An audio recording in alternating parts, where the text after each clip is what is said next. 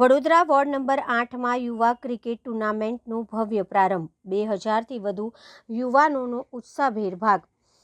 વડોદરા શહેરના ward number 8માં યુવાનોમાં રમતગમત, શિસ્ત અને નેતૃત્વના ગુણો વિકસે તે હેતુથી આયોજિત યુવા બોક્સ ક્રિકેટ ટુર્નામેન્ટનો આજે ભવ્ય પ્રારંભ કરવામાં આવ્યો. આ ટુર્નામેન્ટમાં અંદાજે 2000થી વધુ યુવાનો ભાગ લઈ રહ્યા છે. વોર્ડ નંબર 8ના યુવાનો માટે રમતગમતને માત્ર મનોરંજન નહીં પરંતુ શિસ્ત, એકતા અને નેતૃત્વનો આધાર માનતા સ્વેજલ વ્યાસ અને તેમની ટીમ દ્વારા આ ટુર્નામેન્ટનું આયોજન કરવામાં આવ્યું છે. ટુર્નામેન્ટનું ઉદ્ઘાટન સ્વેજલ વ્યાસના માતા પિતાના હસ્તે કરવામાં આવ્યું હતું. આ યુવા ઉત્સવ અને સંગઠનની ઉજવણી કરતી ટુર્નામેન્ટની શરૂઆત આજે સાંજે 5:30 વાગે power plate trough Shrihari farm સામે સપનાના વાવેતર પાર્ટી પ્લોટ આગળ લક્ષ્મીપુરા રોડ, ગોરવા, વડોદરા ખાતે કરવામાં આવી હતી. ટુર્નામેન્ટની ખાસિયત એ છે કે તેમાં ખેલાડીઓના ઉત્સાહને વધારવા માટે દરેક બોલ પર કેશ ઇનામ જીતવાની અનોખી યોજના અમલમાં મૂકવામાં આવી. મેદાન પર મુકાયેલા ભારતીય ક્રિકેટ ટીમના દિગ્ગજ ખેલાડીના પોસ્ટર પર બોલ લગાવવા પર 300થી લઈને 33,000 સુધીના કેશ ઇનામો જાહેર કરવામાં આવ્યા છે. એક ઓવરમાં 3 વખત બોલ ડાયરેક્ટ લાગતા ₹5,000. મહેન્દ્રસિંહ ધોનીના પોસ્ટર પર 1 ઓવરમાં 5 વખત બોલ લાગતા ₹19,000. હાર્દિક પંડ્યાના પોસ્ટર પર 5 વખત બોલ લાગતા મહત્તમ 33,000. વિરાટ કોહલીના પોસ્ટર ઉપર 3 વખત બોલ લાગતા ₹3,000 અને રોહિત શર્માના પોસ્ટર પર 2 વખત બોલ લાગતા ₹2,300નું કેશ ઇનામ આપવામાં આવશે. આ ભવ્ય આયોજનના પ્રારંભ પ્રસંગે મોટી સંખ્યામાં યુવા ખેલાડીઓ, સ્થાનિક આગેવાનો અને રમતપ્રેમી નાગરિક ઉપસ્થિત રહ્યા. આ ટુર્નામેન્ટ દ્વારા યુવાનોમાં ખેલ ભાવના સાથે શિસ્ત અને જવાબદારીના સંસ્કારો વિકસે તેવી અપેક્ષા વ્યક્ત કરવામાં આવી હતી. વોર્ડ નંબર 8ના સર્વ વિસ્તારમાંથી કરોડિયા, ઉંડેરા 2, મધુનગર, અલકાપુરી, સુભાનપુરા, ગોરવા, લક્ષ્મીપુરાવાળો રોડ અને સંપૂર્ણ સુભાનપુરા છે, અલકાપુરી છે, જેતલપુરવાળા પટ્ટન સર્વ જગ્યાના યુવાનો દ્વારા 250થી વધારે ટીમોએ આ ક્રિકેટ ટુર્નામેન્ટ, યુવા ક્રિકેટ ટુર્નામેન્ટ પર આયોજનમાં ભાગ લીધો છે. સુંદર રીતનું આયોજન છે. મુંબઈ સ્ટાઇલમાંથી કરી રહ્યા છે અને બોક્સની અંદર કરી રહ્યા છે અને અલગ અલગ રીતે નવા રૂલ્સ છે, નવી રીતના મેચનું આયોજન કરેલું છે. છોકરાઓને મજા આવે.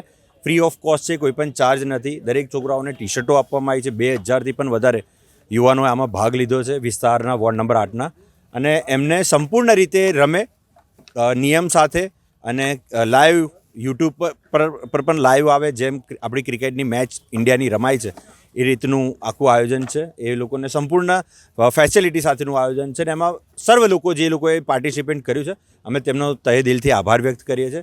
પ્રશાસનનો પણ અમે આભાર વ્યક્ત કરીએ છીએ. પોલીસ પરમિશન પણ અમને સારી રીતે તરત જ મળી ગઈ છે અને જે કોઈ લોકોએ આમાં પાર્ટિસિપેટ કર્યો છે અને મદદરૂપ થયા છે. અમારા વિસ્તારના જે યુવાનો છે, જે 30થી 40થી જે યુવાનો છે, જે 1 મહિનાથી દિવસ રાત બેસીને સંપૂર્ણ આયોજનમાં સાથ સહકાર આપે છે, એ સર્વ લોકોનો પણ અમે આભાર વ્યક્ત કરીએ છીએ.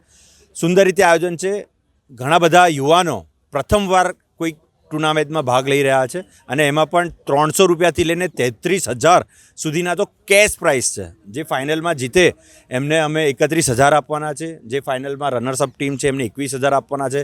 પ્લસ ટ્રોફીઓ છે. જે પણ પાર્ટિસિપન્ટ અહીંયા ટુર્નામેન્ટમાં ભાગ લીધો છે એમને પણ અમે હારે તોય અમે ઇનામ આપી રહ્યા છે અને દરેક યુવાનોને સંપૂર્ણ રીતે અહીંયા વ્યવસ્થા, પાણીની વ્યવસ્થા, સંપૂર્ણ વ્યવસ્થા સાથેનું એક સુંદર આયોજન છે. ગ્રાસવાળું ગ્રાઉન્ડ છે અને પીચ અને અમ્પાયર પણ પ્રોફેશનલ છે. સંપૂર્ણ આયોજનમાં જે કોઈ લોકોએ સાથ સહકાર આપ્યો છે અમે એમનો દિલથી આભાર વ્યક્ત કરીએ છીએ. 6 ઓવરની મેચ છે. એક દિવસમાં 8 ટુર્નામેન્ટ રમાશે અને 8 ટીમો પાર્ટિસિપન્ટ ભાગ લેશે. રવિવારે સવારથી સાંજ સુધી છે. રવિવારે એક દિવસની અંદર 50 ટીમો ભાગ લે એવું એક સુંદર આયોજન છે અને 12 દિવસ આ ટુર્નામેન્ટ ચાલે અને 12મા દિવસે ફાઇનલનું પણ આયોજન છે. ફાઇનલમાં પણ અલગ રીતનું આ વખતે કંઈક વડોદરામાં પહેલીવાર કંઈ બને એવું આયોજન કરવામાં પણ અમે તૈયારી કરી રહ્યા છે. જે સસ્પેન્સ રાખ્યું છે, જે છેલ્લા એક બાકી હશે ફાઇનલ એની પહેલાં અમે જાણ કરીશું. ક્રિકેટનો ખાસ ઉદ્દેશ્ય ક્રિકેટ યુવાનો માટે સ્પોર્ટ્સ સ્પિરિટ છે. ખાસ હાર્દિક પંડ્યા જ્યારે અમારા વોર્ડ નંબર 8માંથી દેશ માટે પ્રથમ ચૂંટાયા હોય કે તમે દેશ માટે રમી શકો છો તો, અને હાર્દિક પંડ્યા અને સર્વ આપણા ઇરફાન પઠાણ હોય, સ્પોર્ટ્સ સ્પિરિટ આપણા શહેરે બધા બહુ આપ્યા છે દેશને અને નેતૃત્વ પણ દેશમાં થયું છે અને આ જ વિસ્તારના યુવાનોને પણ સારું એવું નેતૃત્વ કરવા મળે, આગળ આવે, એમનો હોસલો બુલંદ થાય, સ્પોર્ટ્સમાંથી રમે. દરેક ક્ષેત્ર સ્પોર્ટ્સ એક તો એક સંગઠન એકત્ર કરવાનું એ ક્ષેત્ર છે કે વડોદરા શહેરના એક જ વિસ્તારના યુવાનો અલગ અલગ ટીમ બનાવીને સામે રમશે અને એમાંથી જીતે, સંપૂર્ણ રીતે જીતે. અને આયોજન હોય છે, એનું પ્લાનિંગ હોય છે, અને પ્લાનિંગ સાથે બહુ બધા નિયમો એવા કે બોલ ઉપર જાય તો આઉટ થઈ જશે, બોલ આટલાથી આટલાની અંદર, આટલા સર્કલની અંદર જ રમવાનું છે. તો એક સુંદર મેચ છે અને સર્વે લોકો આમાં ભાગ લીધો છે.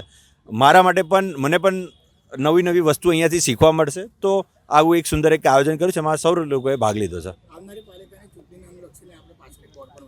અમે આવનાર ચૂંટણીમાં અપક્ષ ઉમેદવારી છે, સ્વિજલ વ્યાસ છે, અને અપક્ષ વ્યક્તિ જો આટલું કરતા હોય અને ચૂંટેલી પાકો એમના વિસ્તારમાં ના કરી શકતા હોય તો એમે પણ એ વિચારવા જેવું છે. અને એ લોકોએ પણ, હું તો કહું, દરેક ક્ષેત્ર, દરેક પાર્ટીના લોકોએ આવું રાખવું જોઈએ. મુંબઈમાં દરેક લોકો રાખે છે, જે પણ એ છે કે ભાઈ એ કરી શકે એવા લોકો છે, એ લોકોએ પણ આયોજન કરવું જોઈએ. અને વિસ્તારના જ યુવાનો રમી રહ્યા છે, આમાં બહાર તો કોઈ રમી નથી રહ્યા.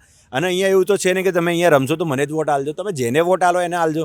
અમે તો સર્વપક્ષીને પણ બોલા છે કે અમે તો અપક્ષ છે, ભાજપને પણ આમંત્રણ છે, કોંગ્રેસને પણ આમંત્રણ છે, આમ આદમીને પણ આમંત્રણ છે કે તમે આવો. કારણ કે નરેન્દ્ર મોદી જ્યારે ઓલિમ્પિકનું નેતૃત્વ કરતા હોય, રાહુલ ગાંધી પણ જ્યારે એમના રાજ્યમાં રહેલા જે તે સમય પર એમનું નેતૃત્વ કરતા હોય, કેજરીવાલ પણ એમના સ્કૂલના માધ્યમથી જો યુવાનોને સ્પોર્ટ્સ સ્પિરિટમાં વધારતા હોય, તો હું તો વોર્ડ નંબર 8નો ને વડોદરા શહેરનો વતની છું, તો હું મારા વિસ્તારના યુવાનો માટે કેમ ના કરું? બસ એ ઉદ્દેશ છે. એની સાથે અમારું પણ એક આયોજન છે. અમારા એક નિયમો છે રાષ્ટ્રીય પાર્ટી સાથે પણ કે અમે ઇલેક્શન લડીશું, પણ અમારા નિયમ એવા છે કે અમે તમારી પાર્ટીમાં રહીને જો કદાચ લડીએ, પણ આવનાર સમયમાં જો પાર્ટીમાંથી પણ કોઈ ખોટું કરશે ને તો અમે બોલીશું. કારણ કે અમે ઇલેક્શન લડીએ છીએ વડોદરા માટે, ના કે કોઈ પાર્ટી. મારી માટે કોઈ પાર્ટી મહત્ત્વની નથી. મારી માટે મારું શહેર વડોદરાનું છે. હું જન્મ્યો છું અહીંયા અને મરવાનો છું પણ અહીંયા. પણ મરતા પહેલાં શહેર માટે કંઈક કરીશું. સારા એવા યુવાનો માટે અત્યારે તો કરી રહ્યા છે, મહિલાઓ માટે પણ કરી રહ્યા છે, વૃદ્ધો માટે પણ અમે કરી રહ્યા છે. વડોદરામાં જ્યારે આફત આવ્યું છે ત્યારે કોઈ આગળ નહોતું આવ્યું, ત્યારે પણ મીડિયાના માધ્યમથી તો પણ તમે શહેરના નગરજનો જોયું છે કે અમે આગળ જ રહ્યા છે.